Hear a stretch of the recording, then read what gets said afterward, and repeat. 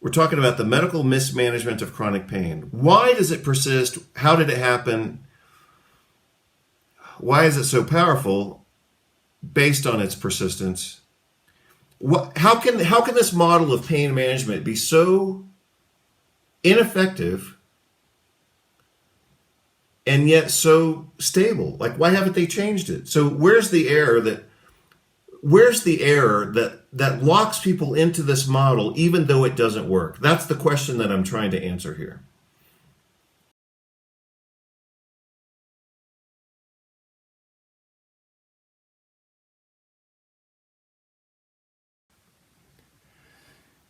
Hello, everybody. Dr. Vasquez coming to you live right now. Today is the 9th of January, 2024. I hope that all my machines are working. And I'm going to record this obviously right now. And I'm also happily willing to admit that this is not the best time for me to make this recording. But I think it's the appropriate time, not the best time. So I'm going to go ahead and dive into this.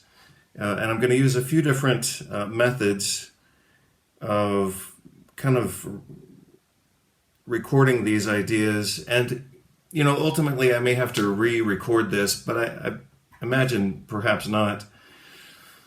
But we'll just see how it goes. I've had a lot of ideas lately, and I had a lot of ideas that kind of came together maybe let's say Saturday morning.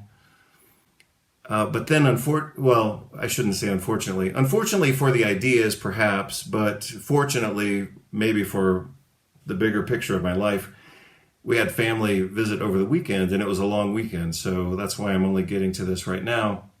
So, for me, a lot of these ideas kind of matured about 3 days ago, and then I had to kind of put them to the side while we had friends and family visiting, and we were doing a whole bunch of different stuff, from archery. Of course, if we're at my house, we're going to shoot archery, which in this case also meant almost taking the skin off of one of my fingers, which wasn't the intention, but that's what happened. So let's see, archery, barbecue, fireplace, a lot of food. Well, not that much food, but obviously food. And some successes and failures along the way. Sometimes the barbecue went well. Sometimes the fire was too hot. We had too much flame. We didn't have any charcoal. We played games.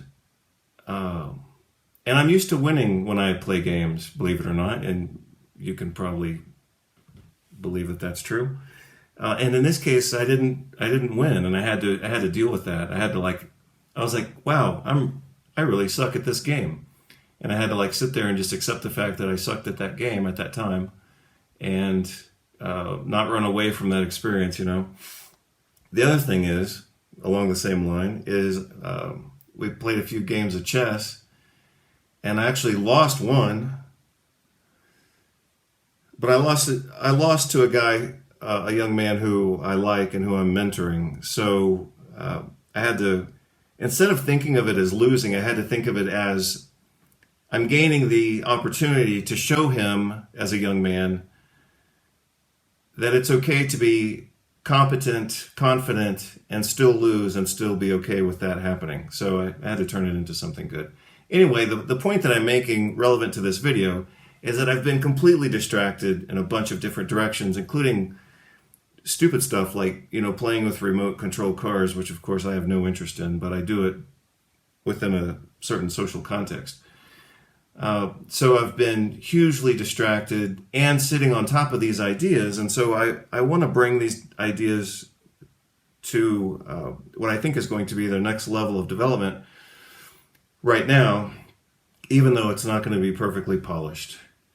And the other thing is I'm going to show a video that I just saw yesterday, I believe, that really helped me make sense of this. So, on the one hand, I've had to sit on these ideas and not advance on them for 3 days. But actually, just last night, I'm remembering the exact time right now, just last night, I saw a video that really put this thing together. So in the other sense of things, the 3-day delay was good because, even though it was kind of a 2-day delay without any progress, the third day actually helped me make progress. So, what am I talking about? Among many different things. I'm talking about the medical mismanagement of chronic pain. So, this is something that I've been kind of observing, and I've been developing language for it as I've continued thinking about it. But I think now I'm at the point where I have enough language on this topic to understand it in the way that I want to understand it. So, for those of you who don't care about the medical management of chronic pain, you don't have to watch this video. But for those of you who care about chronic pain and or care about kind of the philosophy and psychology of how we understand things, then I think that this video will have some value. So,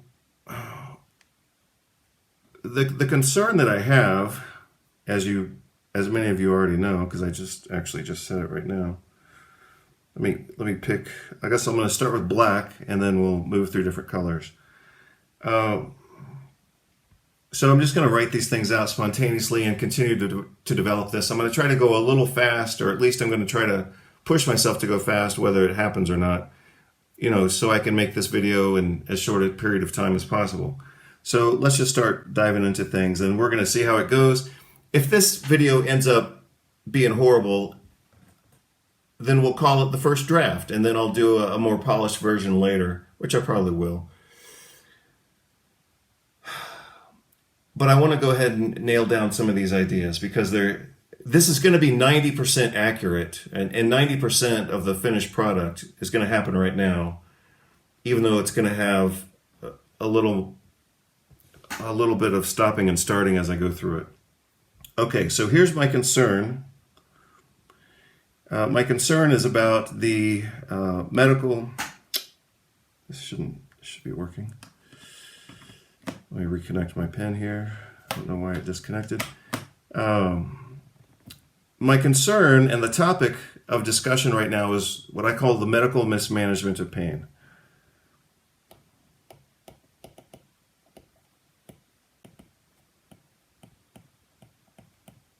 Sorry. Medical mismanagement of chronic pain, not acute pain. I don't have any problem. I don't believe. I don't think I have any problem with the medical management of acute pain, except for migraine headaches necessarily, and cluster headaches. Those are not appropriately managed medically. But I'm going to focus on the concern that I have about the medical mismanagement of chronic pain. That's the concern. That's the topic of this discussion. So, proof of the medical mismanagement of chronic pain was the article that I reviewed last week that I'm looking at right now on the screen. That was published by the American Academy of Family Physicians, and this was published in 2021 in their journal, American Family Physician. So I cited this article in the review that I did last week. The title of the article is Non-Opioid Pharmacologic Treatments for Chronic Pain. And I might, in the same context, look at another article that they published, I believe, a year before, and that would have made it 2020. It was 1 year plus or minus. We may look at that article as well. And that was non-pharmaceutical management of chronic pain. I think maybe I'll try to include that if I think about it. I haven't pulled it up, but I guess I could. That article was also disastrous, but it may bear looking at. I guess part of the reason I don't want to look at it, I don't want to look at that article, is because they didn't talk about nutrition. What they focused on in that article was mostly physical interventions like massage and Tai Chi and deep breathing and maybe cognitive behavioral therapy and a little bit of spinal manipulation and exercise. But they didn't talk about nutrition, which of course would have been a big battleground for me and therefore very enticing. But because it didn't talk about that, the other stuff I don't really care about that much. I mean, the fact that they talk about like exercise for chronic pain, I mean, people should exercise anyway, whether they have chronic pain or not. So the fact that virtually all studies show benefit of doing some form of exercise for the treatment of chronic pain, that doesn't come as any surprise. And of course, people with chronic pain should exercise because they tend to be less mobile anyway. So therefore, exercise is even more important for them to compensate for their otherwise lack of mobility. So it was just kind of a zero article. I'll try to pull it up here. I guess maybe I'll go ahead and pull it up right now. Okay, well, I'll go ahead and pull it up right now. I'll probably have to blank out the screen for a moment just so I don't show all of my folders and things, but let's see if I can find that article very quickly. Non-opioid, no, that's the same one I'm looking at right now. Non-opioid pharmacologic treatment, that's the same one. Chronic, here it is. Yeah, chronic musculoskeletal pain, non-pharmacologic, non-invasive treatments. Well, they could have talked about nutrition. Nutritional supplementation is not truly, it's not truly invasive. I mean, obviously the supplements are taken internally. Depends on what's meant by invasive. Sometimes invasive means surgery. So if they're talking about non-invasive, meaning non-surgical, then they could have talked about nutrition here, but they didn't. So this was published 2020, American Academy of Family Physicians in their journal, American Family Physician.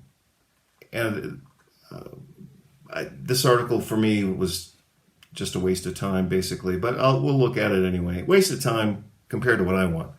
When I read research, I want meat and potatoes. I want stuff I can dive into, learn from, sink my teeth into. And some articles are just so mamby-pamby that they don't say anything new, they don't say anything innovative, and so I just feel like it's like, This article, even though I don't like it, referring back to this article, non-opioid pharmacologic treatments for chronic pain, even though I don't like this article, of course I don't like it, but it's actually quite excellent. For what it is, it's an excellent article. It's not what I want to read necessarily, but I did read it because if I'm going to dislike something, then I have to, of course, study it so that I can either justify my dislike for it or learn and have the experience of saying, wow, I was totally wrong about that. I started this article hating this topic, and now it's my favorite topic. That could have happened here. It didn't happen here. I don't expect that within the remainder of my lifetime, which I hope is a long time, I don't think I'm going to ever change my opinion on this, but maybe I will. This was an opportunity for me to change my opinion on this topic, and because of the truth of the matter, it's just not going to happen. Because like I said, they presented their position perfectly. And what they ended up showing here, as I said previously in the other review that I did, what they ended up demonstrating here is that their approach is a complete failure, a nearly complete failure. So that's my concern. Medical mismanagement of chronic pain. We'll look at this article again in a moment, but I'm gonna get into. I kind of have to talk about the other video that I did last week as well for this to be complete. So the other video that I did was a review from Harvard Medical School in a presentation that they called the science, I think they called it the science of pain management. I showed you that video. I went through the entire video, kind of giving my feedback on that. And that likewise was a complete disaster. So let me go ahead and organize my thoughts here. So we have to look at the article that we're looking at right now.